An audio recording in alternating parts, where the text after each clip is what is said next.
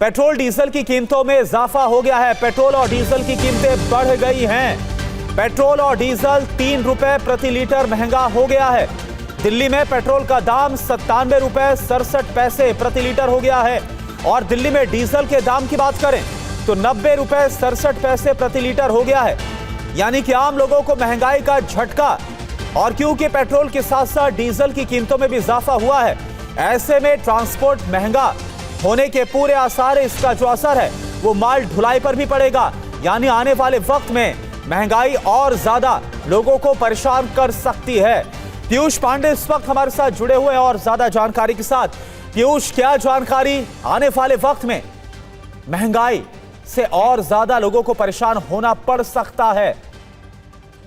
बिल्कुल करुणा, देखिए जब भी पेट्रोल और डीजल के दाम बढ़ते हैं तो माल जो ढुलाई है और जो भाड़ा है वो बढ़ जाता है। तो ऐसी स्थिति में हर एक वस्तु का जो दाम है, या आप ये कहें कि कोई भी अनाज है या कोई सामान है, उसका दाम बढ़ जाता है। क्योंकि पश्चिम एशिया में अमेरिका और ईरान के बीच जारी जंग के चलते ग्लोबल क्रूड ऑयल और गैस की सप्लाई में कमी का असर भारतीय उपभोक्ताओं की जेब तक पहुंच गया।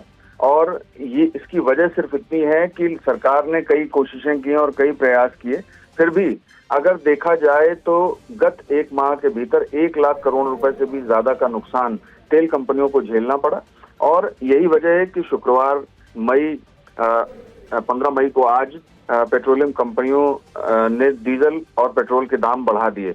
देश की राजधानी दिल्ली में पेट्रोल के दाम 3 रुपए 14 पैसे और डीजल के 3 रुपए 11 पैसे प्रति लीटर दाम बढ़ाए गए हैं। और अगर आप दिल्ली में पेट्रोल का रेट देखेंगे तो 97 रुपए 77 पैसे और डीजल का रेट 90 रुपए 67 पैसे हो गया है।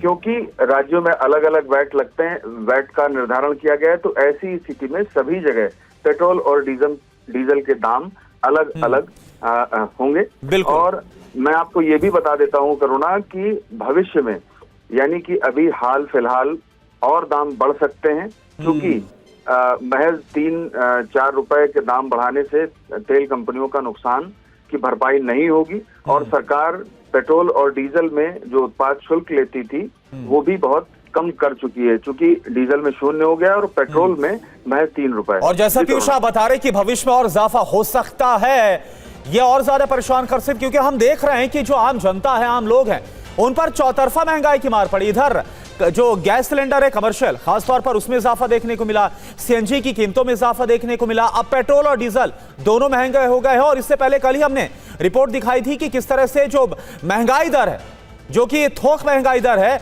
वो सीधा बढ़कर जंप करके 8% को भी क्रॉस कर गई है, जो इन्फ्लेशन है। बिल्कुल करुणा, देखिए जो सीपीआई है, यानी कि खुदरा महंगाई है और दूसरी तरफ थोक महंगाई है, दोनों में ही बढ़ोतरी देखी गई है। और इसकी सीधी वजह जो मिडिल ईस्ट में क्लैशेस चल रहे हैं उसकी वजह है।